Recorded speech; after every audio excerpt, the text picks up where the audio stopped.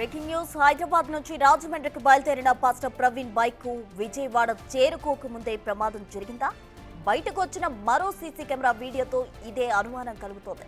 Gollapudi petrol bunk సాయంత్రం 4:50 ప్రవీణ్ చేరుకున్నారు. అప్పటికే బైక్ హెడ్లైట్ ఊడిపోయి వేలాడుతుంది.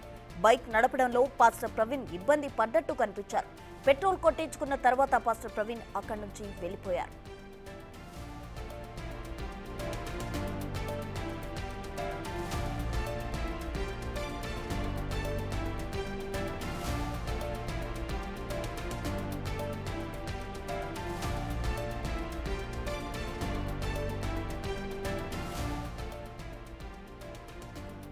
ఇటీవల అనుమానాస్పదంగా మృతి చెందిన పాస్టర్ ప్రవీణ్ పగడాల మృతికి సంబంధించి మరొక సీసీ ఫుటేజ్ అయితే రిలీజ్ అవడం జరిగింది. అయితే విజయవాడకు ముందే పాస్టర్ ప్రవీణ్ బైక్ ప్రమాదం జరిగినట్టు కూడా ఈ విజువల్స్ చూస్తుంటే అర్థమవుతుంది. 4:50 ఆయన ఓ పెట్రోల్ బంక్ దగ్గరకు వెళ్లారు. అప్పటికే మనం విజువల్స్ లో గనక చూసినట్లయితే ఆయన హెడ్లైట్ ఊడి వేలాడుతున్న దృశ్యాలు మనకు బిగ్ టీవీ స్క్రీన్ పై మనం ఎక్స్క్లూజివ్ గా చూడొచ్చు. అయితే ప్రవీణ్ పగడాల బైక్ కు ముందే ప్రమాదం జరిగిందా అనే కోణంలో అయితే ఈ సీసీ ఫుటేజ్ మనకు అర్థమవుతుంది. అసలు ప్రవీణ్ పగడాల బైక్ ఏమైంది అనేది ఈ ఫుటేజ్ చూస్తే మనకు అర్థమవ్వాల్సి ఉంటుంది. ముందుగానే అతని బైక్ హెడ్లైట్ ఊడి వేలాడుతుంది. అతను బండి నడపడానికి కూడా ఇబ్బంది పడుతున్నట్టు కూడా మనం సీసీ ఫుటేజ్ దృశ్యాల్లో మనకి అర్థమవుతుంది. అయితే అక్కడ 4:50 ప్రవీణ్ పగడాల పెట్రోల్ కొట్టించుకుని అక్కడి నుంచి వెళ్ళిపోయారు. అయితే ఇక్కడి వరకు అయితే ప్రవీణ్ పగడాలకు సంబంధించిన ఇన్ఫో ఈ సీసీ ఫుటేజ్ లో మనకు కనిపిస్తుంది. పెట్రోల్ కొట్టించుకుని అక్కడి నుంచి పాస్టర్ ప్రవీణ్ పగడాల వెళ్ళిపోయారు. అయితే రాజమండ్రిలో ప్రవీణ్ పగడాల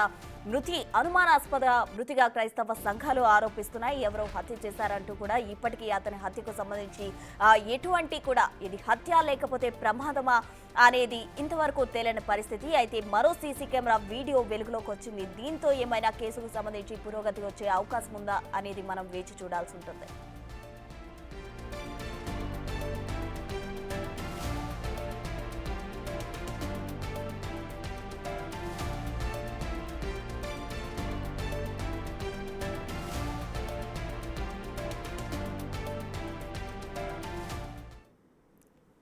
పాస్టర్ ప్రవీణ్ పగడాలకు సంబంధించిన ఒక బైక్ వీడియోకి సంబంధించిన సీసీ ఫుటేజ్ వెలుగులోకి వచ్చింది. దీనికి సంబంధించి పూర్తి వివరాలు మా ప్రతినిధి శివ అమరావతి నుండి అందిస్తారు. శివ,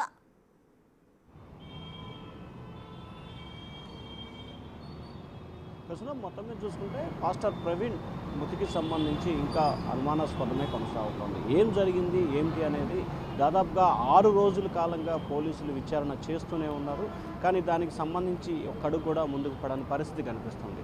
కానీ క్రైస్తవ సంఘాలు అయితే హత్యగా అనుమానిస్తున్నారు. కానీ పోలీసులు ఇప్పటివరకు లభించిన ఆధారాలను చూస్తే కనుక అంటే అది ఎవరు డిక్లేర్ చేయలేని పరిస్థితి, ప్రమాదం జరిగిందా అనే అనుమానాలు మాత్రం కలుగుతున్న పరిస్థితి కనిపిస్తుంది. కానీ ఏది అనేది క్లారిటీ చేయాల్సిన పోలీసులు అయితే చేయలేని పరిస్థితి కొనసాగుతోంది. ఇక ప్రధానంగా కొద్దిసేపు క్రితమే ఒక సీసీ ఫుటేజ్ వెలుగులోకి రావడం జరిగింది.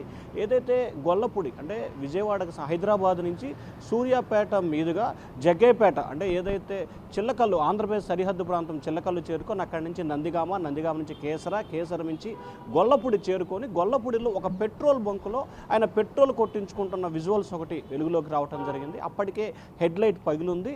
ఆయన పెట్రోల్ కొట్టించుకోవడానికి కూడా బండి నడపడానికే చాలా ఇబ్బంది పడుతున్న విజువల్ కనిపిస్తుంది. అంటే ఆయన చాలా ఇబ్బంది పడుతున్నారు అక్కడి నుంచి రావడానికి. విజువల్లో మనం ఎక్స్క్లూజివ్గా చూసుకుంటే కనుక ఖచ్చితంగా ఆయన పెట్రోల్ కొట్టించుకోవడానికి బండి నడపడానికి చాలా ఇబ్బందికర పరిస్థితి ఉంది. ఒక దశలో అపస్మారక స్థితిలో ఉన్నారా అనే అనుమానానికి కూడా తావిస్తున్న పరిస్థితి కనిపిస్తూ ఉంది. చాలా నీరసంగా ఉన్నాడని చెప్పి కూడా ఉదయం ఎస్ఐలు అలాగే స్థానిక టీ స్టాల్ నేతలు చెప్పారు.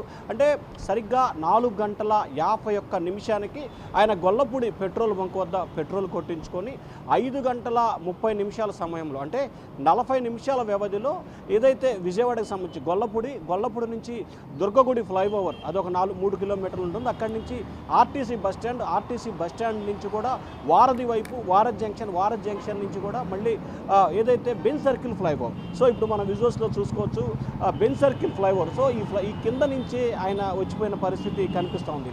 సో ఏదైతే ప్రస్తుతం బెన్ సర్కిల్ ఫ్లైఓవర్ వద్ద మనం ఉన్నాం, ఈ ఫ్లైఓవర్ని స్ట్రైట్గా వెళ్ళిపోతే ప్రస్తుతం ఏదైతే మహానాడు జంక్షన్, ఆ తర్వాత ఏదైతే రామవరపాడు రింగు, అక్కడ రామవరపాడు రింగు దగ్గర ఆయన నడపలేని పరిస్థితి, నీరసంగా ఉండు అక్కడ కింద కూర్చున్న పరిస్థితి కనిపించింది.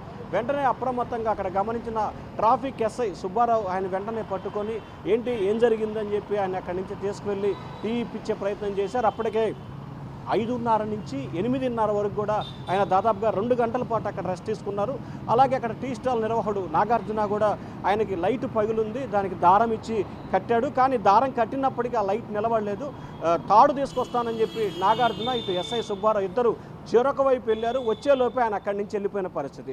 సో ఇప్పుడు సీసీ ఫుటేజ్లో లభించిన ఆధారాలని మనం చూసుకున్నా కానీ, లేకపోతే ఉదయం ఎస్ఐ అలాగే ట్రాఫిక్కు సంబంధించిన ఎస్ఐ సుబ్బారావు కానీ, లేకపోతే టీ స్టాల్ నిర్వాహకుడు నాగార్జున చెప్పిన అంశాన్ని బేరేజ్ వేసుకుంటే ఆయన విజయవాడ వచ్చేసరికి ప్రమాదం జరిగి ఉంటుందా, లేకపోతే వేరే ప్రమాదం ఏమైనా జరిగిందా, లేకపోతే ఉదయం 11 గంటలకు ఆయన హైదరాబాద్ నుంచి బయలుదేరి భారీ స్థాయిలో ఉష్ణోగ్రతలు ఉన్న నేపథ్యంలో వడదెబ్బ లాంటి తగిలి నీరసం అయ్యారా అనే దానికి సంబంధించి కూడా తేలాల్సిన పరిస్థితి ఉంది. పోస్టుమార్టం రిపోర్ట్ వస్తే దీనికి సంబంధించి కొంత క్లారిటీ వచ్చే అవకాశాలు కనిపిస్తున్నాయి. అలాగే నీరసంగా ఉన్నప్పటికీ 8:30 సమయంలో నీరసంగా ఉన్నారు. లైట్ పగిలిపోయినప్పటికీ కూడా ఆయన నేను రాజమండ్రి వెళ్ళాలి అని చెప్పి వారు తాడు తీసుకొచ్చే లోపే రామవరపాడు రింగ్ నుంచి వేగంగా వెళ్ళిపోయారని చెప్పి కూడా చెప్తున్నారు. సో మొత్తం మీద 24వ తేదీ సాయంకాలం జరిగిన ఈ వ్యవహారానికి సంబంధించి ఈరోజు 31వ తేదీ అంటే దాదాపుగా 7 రోజుల వ్యవధిగా దీనికి సంబంధించి పాస్టర్ ప్రవీణ్ మృతికి సంబంధించి అనుమానాస్పదమా లేకపోతే హత్య లేకపోతే ఇంకోట అనేది ఒక ఉత్కంఠ అయితే 7 రోజులుగా కొనసాగుతూ ఉంది. కానీ పోలీసులు దీనిపై సమగ్రమైన విచారణ కొనసాగించాల్సిన పరిస్థితి ఏర్పడింది. ఒకవైపు పోలీసులు విచారణ చేస్తూనే ఉన్నారు. విజయవాడ నగరానికి సంబంధించి ఏదైతే గొల్లపూడి సమీపంలో ఉన్న దగ్గర నుంచి రామవరపాడు రింగు రోడ్డు దగ్గర నుంచి అవతల ఎనికేపాడు వరకు అంటే విజయవాడ పరిధిలో ఉన్న వరకు అన్ని సీసీ ఫుటేజ్ని దాదాపుగా 200 సీసీ ఫుటేజ్ల కెమెరాల డేటాని రాజమండ్రి పోలీసులు తీసుకొని వెళ్ళి వాటన్నిటికి సంబంధించిన వివరాలు సేకరించే ప్రయత్నం అయితే చేస్తూ ఉన్నారు. మరి రేపు ఎల్లుండిలో దీనికి సంబంధించి పోలీసులు ఏ రకమైన కంక్లూజన్ ఇవ్వబోతున్నారనేది ఉత్కంఠ కొనసాగుతోంది. క్రైస్తవ సంఘాలు అయితే మాత్రం హత్యగా ఆరోపణలు చేస్తున్న పరిస్థితి కనిపిస్తూ ఉంది. కానీ పోలీసులు కానీ లేకపోతే మిగిలిన సంబంధించి ప్రమాదమే అనే అంశాన్ని వారు చెప్పే ప్రయత్నం. సో ఇది ప్రమాదమా హత్య అనే దానికి సంబంధించి క్లారిటీ రాని పరిస్థితి ప్రస్తుతం కొనసాగుతూ ఉంది. కానీ ఉదయం ఒక సీసీ ఫుటేజ్, సాయంత్రానికి ఒక ఆధారం, ఉదయం ఇట్లా 2-3 రోజులుగా రోజుకొక కొత్త ఎపిసోడ్ తెర మీదకి రావడంతో అసలు ఏం జరుగుతుంది, ఏం జరిగిందనే ఉత్కంఠ అయితే మాత్రం రోజు రోజుకి కొనసాగుతూ ఉంది. ప్రసూన శివ, మనం విజువల్స్లో కనుక చూసినట్లయితే ఆయన చాలా ఇబ్బంది పడ్డారు. మరోవైపు బిగ్ టీవీతో మాట్లాడిన సమయంలో పాస్టర్ విజయ్ కూడా ఈయన డైట్లో ఉన్నారు, ఆఫ్టర్నూన్ మాత్రమే తింటారు. ఒకవేళ మీరన్నట్టు వడదెబ్బ తగిలి ఆయన ఒకవేళ బండి నడపలేక ఎక్కడ ఆ పెట్రోల్ బంక్ వచ్చే ముందు ఎక్కడైనా పడిపోయి ఉండొచ్చా, లేకపోతే